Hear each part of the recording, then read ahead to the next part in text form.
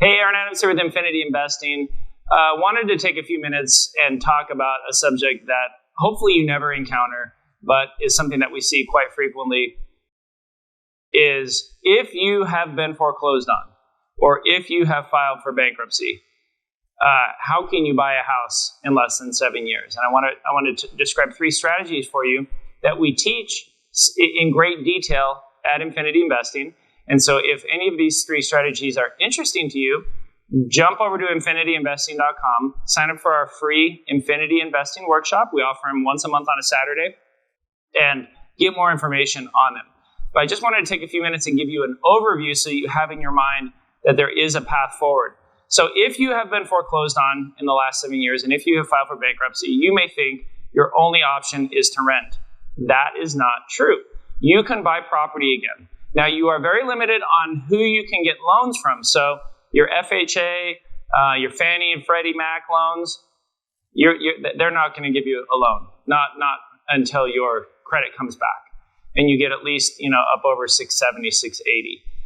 But if you have the ability to put money together, so maybe you got a new job, maybe you still open a business and you have cash to put down, and you would like to buy and not just waste your money on rent every month.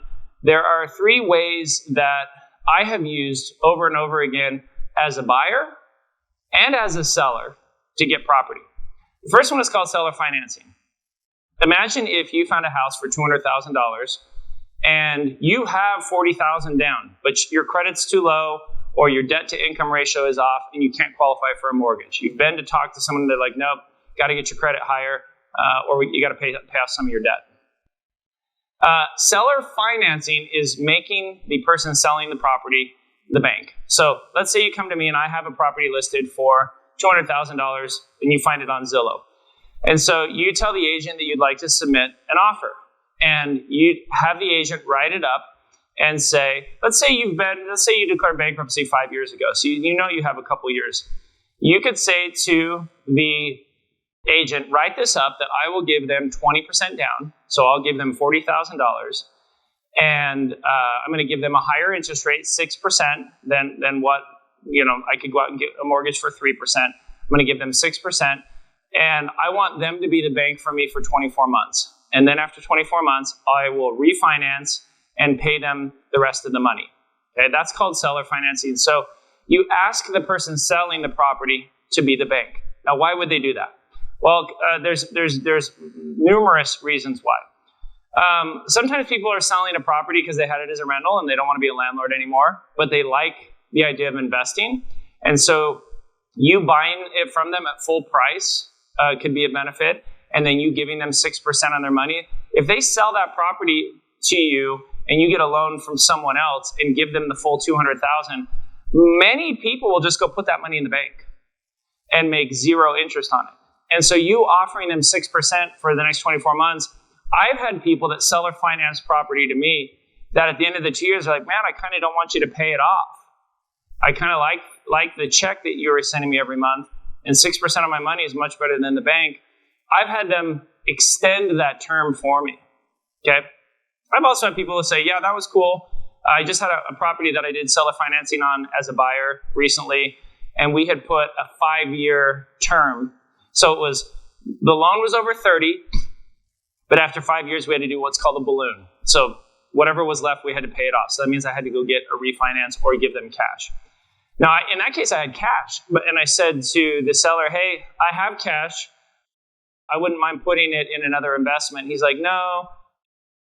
He's very devout, religious, and he thinks the rapture is going to happen soon. And so he literally told me that because of the rapture, he wanted the rest of the money. And whatever the reason, I didn't care, so I gave him the rest of the money. But seller finance is a way that you what if you just filed for bankruptcy last year, but you got some cash because now you don't have any more all these bills that you're paying. Yeah, if you could come up with, I would say anywhere from 10% to 40% down, you can really get some interesting terms from sellers. And so seller finance is a great way to do it. Now, a second strategy that you can use to buy is called subject to. Now, we have a whole class at Infinity Investing that we teach on subject to investing, just like we we teach you seller financing in detail. We spent about an hour on the subject. But subject 2 is a strategy that we've used a lot. Imagine if you come to me and I'm selling a property, or you go and you look up in the public records that I'm 60 days behind on my mortgage. So I'm in the process of getting foreclosed on. Maybe I lost my job, maybe I'm sick, maybe, whatever reason, going through a divorce. And you reach out to me and you say, hey, Mr. Property owner, I noticed that you are 60 days late on your mortgage. And it looks like the mortgage on that property is about $170,000. If I were to make your late payments and catch you current on that, would you be willing to sell me the property and let me keep that loan in place? Okay. And so subject 2 means I'm going to catch up your mortgage, and then I'm going to take control of the property so that I can live in it. I've even just rented it out. Okay. And there's already a loan in place. And so if I pay the late payments and pay the penalties and catch it up, would you be willing to leave it in place? Okay. Subject 2 strategy is a really great way to control a property as a buyer, whether you want to live in it, whether you want to flip it, whether you want to rent it out to someone else. We teach you how to do it. It's not very difficult. There's ways to legally and ethically do that.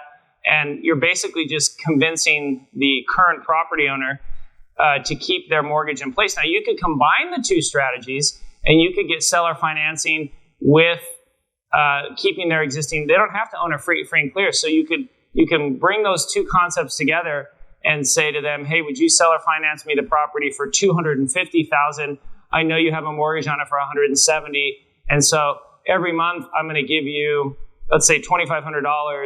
$1,200 will go to the mortgage payment, and then the other $1,200 to $1,300 will go to you for the additional money that you have on the property. And so it's a way for them to get their mortgage paid, get a check every month. You can move in and own that property. And so seller finance subject 2, great strategies. The third and final way that I want to break down for you today that you can buy a house after you've been foreclosed on or after you file for bankruptcy is a rent to own or a lease option. Now, you've probably heard the term rent to own before. There's a lot of shady people doing lease with an option to buy, but it's a viable strategy. And so one thing that I do on manufactured homes in parks that I own is I'll say to my tenant, hey, look, I know that you just wanted to rent this. After 12 months of paying me $1,000 a month rent for this home, if you've been a good tenant, if you've made your payments on time, if you haven't trashed the place, then I will allow you to buy it from me for X amount of dollars. So maybe I put a brand new home in my park for $90, and I agree to rent it to them until they're ready to become an owner, or lease it to them and then giving them an option to buy the home. That's where those 2 terms come from. And it's a great way for you to buy property. I've had properties in the past that I did a lease option with, rented them out for a year, and then I flipped them. Or there's ones that I rented for a year, but I didn't want to sell it. There wasn't a lot of profit, and so I just walked away from the lease and walked away from the earnest money. And so it's a great way for somebody who might only be thinking rent. In fact, what if you have gone through a bankruptcy or gone through a foreclosure, and you're currently renting right now?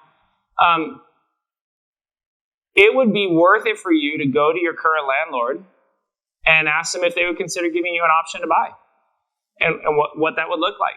Because most likely they're an investor, or they own that property as an investment. That's why they're renting it to you. And there might be a scenario where they would be willing, especially if it's a single family home or a manufactured home, there might be a scenario where they would be willing to become the bank for you, lock in their profits, and simplify.